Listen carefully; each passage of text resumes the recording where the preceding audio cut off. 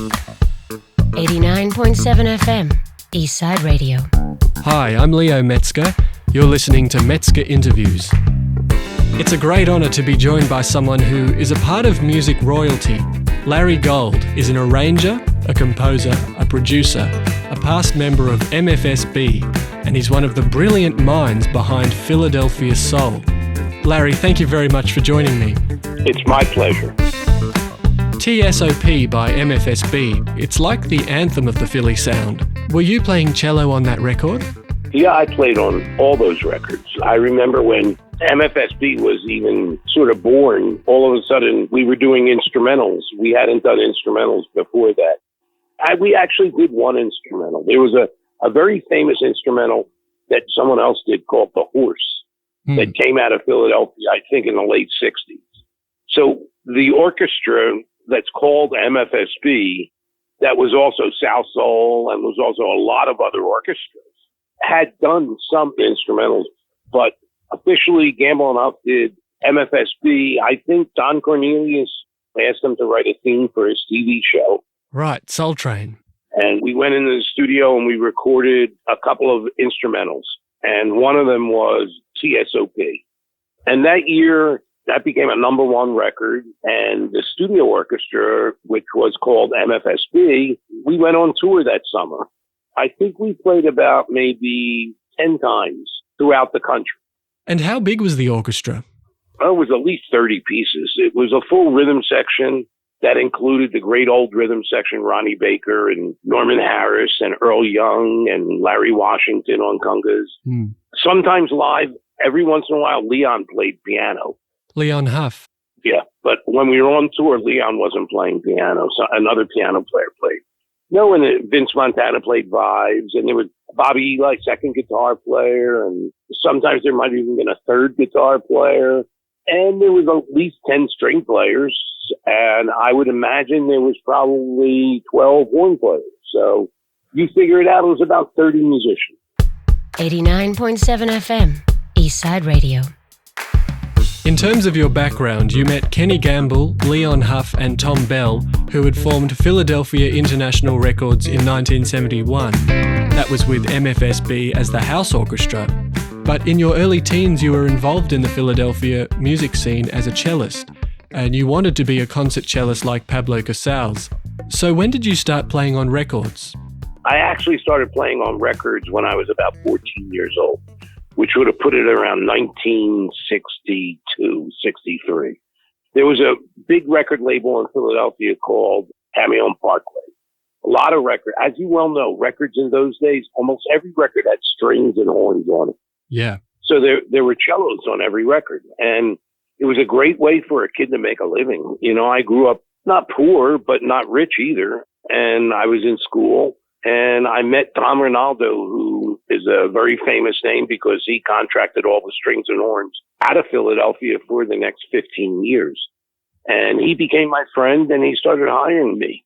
And then I ended up playing, you know, there was a commercial club in Philadelphia called the Latin Casino where people like Frank Sinatra, Sammy Davis Jr., I mean, everyone used to come. Anyone who you could think of. It was the club in town. It sat about maybe 1,500 people. You could have dinner and a concert. And I guess the club was probably open in the 50s and lingered into my teenagehood. When I was a teenager, I used to play there. And I met all the musicians out of Philadelphia there. Even before MFSB, I was playing regularly on record. And what a group of people to be associated with. It sounds like a real hub there in Philadelphia for those big names. Yeah. I mean, Philadelphia was always a big talent center. Even in the last 20 years of my life, I had the pleasure of working day to day with Jill Scott, Music Soul Child, The Roots. I mean, the groups that came out of the late 90s into the early 20s was a pretty amazing group of kids. Eastside Radio. You mentioned you were performing and playing strings all before MFSB. This Philly sound that was created, how did it evolve over time? Because did figures like Barry White and Gene Page, and you mentioned the Don Rinaldo strings, did they ever have any influence on what we now know as the Philly sound? I don't think so. I think they were almost later, even though Gene Page is quite an arranger. And I think Gene Page was, if I'm not mistaken, he was arranging for Motown when Motown was in Detroit a little bit. So I'm not sure of my history. You know, sometimes the people I talk to know more history than I do. So I think Gene Page moved to California when Motown moved to California. And I think he met Barry White then. And I don't know what years they are, but the Philly sound was sort of formulated. I mean, if you go back and start thinking about it, there were a lot of good soul groups coming out of Philly, even in the mid-'60s. Yeah. And, you know, it was a weird time it's a weird time today, but it was a weird time back then. Black and white didn't really mix that much. There was a black union, a white union, and records, they were race records, and, you know, and Cameo and Parkway, I don't think had much to do with what we would call black records in those days. I think their only black recording artist was Chubby Checker, who I guess was a big crossover artist. Again, I don't know the history. I know the records. I know that I met Huff first before I met Gamble. He was producing something on a gentleman named Bunny Sick. And I met Bunny and Huff at that time. I was probably 17 or 16, around that age. And they were all 5 to 10 years older than I was. And, you know, when you're a little kid, that's a lot. Yes. So I was maybe a 15-year-old cellist playing for these brilliant people. And then I met Tommy Bell early on, too. And Tommy Bell, you know, these guys, they were my inspiration. They actually provided me a way to make a living the rest of my life, really, in a way. You know, I went from being a cellist to an arranger within their company. I started arranging for McFadden and Whitehead, who were about my age. So they probably came on the scene in the mid-'70s or something like that. So, and it was a great way for me to make a living. You play your cello for a few hours, you make good money. 89.7 FM, Eastside Radio. I'm Leo Metzker. My guest is Larry Gold. I've heard you say in an interview that to you the cello has always represented sadness. And that really resonates because many people see the Philly sound as melancholy and uplifting all at once. It somehow achieves both. So what is the purpose of the strings in a Philly record? Boy, that's a hard question to answer. At times, they create the emotion. They help the feeling. At other times, they create jubilation. The strings are sort of celebrating the melodic context of the song. And at times, it's just following the melody. You know, it's just supporting the great melody that was written by one of the great songwriters in the city. You know, it varies. Every song is different. There's a certain style to the Philly sound. It's a lot of strings. The strings don't hide. No. Let's put it that way on the record. A lot of times when you hear strings, it's hard to even hear them. But in Philly, that was never the case. They're right out front. They were always, they're out front, and they had something to say. And I'm working on some arrangements today that are throwbacks to the 70s. And you have to figure out how you make the record better, make the record have more life to it. No matter how great the record is, you know, you have to make it better. One artist that you arranged for was Lou Rawls. Do you have any memories of working with Lou Rawls? Because he's such, as we say, the strings have to complement the artist, and his voice is so distinct. How did you approach the arrangement with him? Well, I have to say, you know, I knew Lou a little bit, and he really did have a distinctive voice. As an arranger, you're always trying to complement the vocalist. And it can be Lou Rawls, it can be McFadden and Whitehead, it can be Teddy Pendergrass, it can be Bruno Mars, you know, Anderson .Paak, it can be anybody. Even all the rap records I did, it was like Kanye West. How do you fit yourself into the scheme of things and yet make the record be brilliant and get the feeling out of the record? You know, music's hard to even talk about. It is. It's so conceptual, isn't it? And it varies, depending on every record. It does depend. It depends on every record. There is a style. I have to say that at this point in my life, I get a lot of records that are almost going to be typically styled, sounding like Philadelphia. And you know what? I can't help myself. At this point, it's so ingrained in who I am that's what comes out of me. It's the natural response. And One Day Soon You'll Need Me by Lou Rawls, written by McFadden and Whitehead, who you'd worked with. Do you have any memories from the time of working on that record? I remember that sort of right after that, I did a commercial for the subway company in New Jersey, and I asked Lou if he would sing the commercial because I had sort of had carte blanche on the commercial, and he sang the commercial. So I thought that was a very big deal, and so did the New Jersey Transit. So I remember he was very amiable. He consented to do it, and Bunny was always in the middle, or John Whitehead was always in the middle. They were always helping me. It was never just me. It was a team effort. You know, that's it. I knew what I could do, and I also knew that I needed my friends to help. You know what I mean? So that was the way it was. 89.7 FM, Eastside Radio. After Philly ended, you did go solo, as I understand. You founded your own studio called The Studio in the 90s. That's now known as Milk Boy, The Studio. But you did form relationships with the younger artists of Philadelphia, hip-hop artists like The Roots. It was at that time you thought there may be a renaissance of Philadelphia music. Did you mean renaissance in terms of the sound of Philadelphia or Philly artists in particular? Both. You know, I mean, both. The music wasn't going to be like the old Philly sound.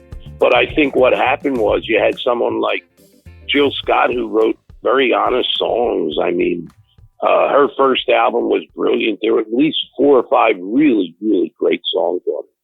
The Roots, it was all about honesty. You know, the old Philly sound was a slick sound. Disco is very slick. It's refined. I know Joe Tarzia used to say it was supper club music, and in a way it was. It was fancy. I think new R&B had an honesty to it. Even though we did a lot of records together, you know, in collaboration, that sounded a lot like old Philadelphia, you know, and people liked that. But was it like old Teddy Pendergrass? No, it was new. It was somebody else. It was Music Soul Child singing his heart out. You know, things change. You can't go back. Like I said, I'm working on a couple of records today that are very throwbacks to the 70s. First of all, the sounds of these records are much different than they were in the 70s. But I'm going to put something old-fashioned to them, but in a new way. Yes, it's keeping the taste of the old, but pushing it into a slightly new shape. Which is what Silk Sonic was. Eastside Radio. This is the Grammy-winning Project, An Evening with Silk Sonic, the pairing of Anderson .Paak and Bruno Mars. The first song on that album I heard was Skate, and my knees, I collapsed because it was so good.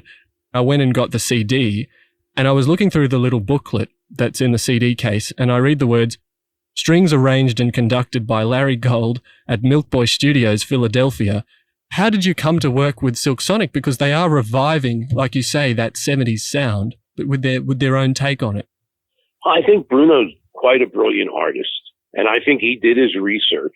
Even though I don't think he didn't come to Philly, he asked around, and I think a few people mentioned my name to him and said, if you're making a Philly record, if you're going to do strings, you should get in touch with Larry Gold. He called me about 6 months before he sent me the first song. And he said, I want you to have my number in your phone. I want you to put my name and number in your phone so that when I call you, you're ready. And I'm making a retro record, and I want you to do what you would have done back in the 70s. And then I started getting the records, and it was killer. You know, it was really killer. The songs were just so good. You know, it was like gambling off very high quality. How complete were they when you received those songs? They were complete. Yeah. Believe me, they were pretty complete. I'm not saying he didn't add more because, like, on Skate, he added some. I'm not going to say exactly what he added, but he said to me he wanted an intro on Skate that was reminiscent, and he would send me some records, and then he would say, I want it to be this exciting. Like, he gave me the jump start. I mean, Skate starts like an old 70s record. You know? I mean, with a big string intro, you know, and they pull it off, man. Just terrific. And the video, when my wife and I saw the video for the first time, we plotzed. You know, we just couldn't believe how brilliant it was. Skating and disco records have always been a big thing together. You know, if you go to Central Park back in the 70s and the 80s, there were hundreds of skaters running around to someone who had a beatbox playing records. And in Philadelphia, too. So Bruno really knows what he's doing. He's really good. He said, you're going to be on every one of these records. That's what he said to me. So I said, great. I think the singing, the production, the whole thing, I was really happy. It was like a good shot in the arm for me because it'd been a couple of years since I hit it out of the park like that with people. I've played it side by side with your songs from Philadelphia International and mentioned how you were the brain behind these string arrangements. And the listeners have said, yes, we hear it. We can hear your touch on the song. 89.7 FM, Eastside Radio. We're running out of time, sadly. I could talk to you all day. I just had one last question. It's sort of an abstract question. Pablo Casals was one of your idols and you're very much into classical music. That's why you started the cello. What would Mozart and Beethoven think of this, say, Silk Sonic or this merge of orchestra with funk and soul? I can only say that I think that there's a much bigger appreciation right now for popular culture in the classical world than there was when I was younger. Mm. And I think that it's sort of become, if you look at the symphonies now, they do pop nights more often than not. I noticed in Philadelphia Orchestra is going to do a Joni Mitchell night. Joni's not coming, but a sound-alike will come and sing her songs. Yes. With full orchestra arrangements, So it's different. I'm 75. I don't know how old you are, Leo, but I'm 22. When I was little, how old? 22. Oh my God. When I was 22, I couldn't be a classical musician and live in the popular world. People didn't like that, really. I'm a stone cold hippie. Okay? Hippiehood, yeah. Hippiehood. Hit me hard, okay? Which is why I branched into popular music. It was a better home for me, for who I am as a person. Even though I play Bach and Beethoven, and I love playing my cello still. Hippiehood, I think I've joined that now. I'm sort of on the route in that direction. You know what? It's easy to achieve in Australia. Don't you have beautiful weather there most of the year? We have weather and beaches, yeah, and that's a terrible combination if you don't want to be a hippie, I think. Weather and beaches and palm trees, all that. And now Philadelphia soul. Yeah, there you go. Yeah. A little bit of Philadelphia soul never hurt anybody. That's right. Thank you so much. Thank you, Larry. Thank you so much, Leo. Have a good night. 89.7 FM, Eastside Radio.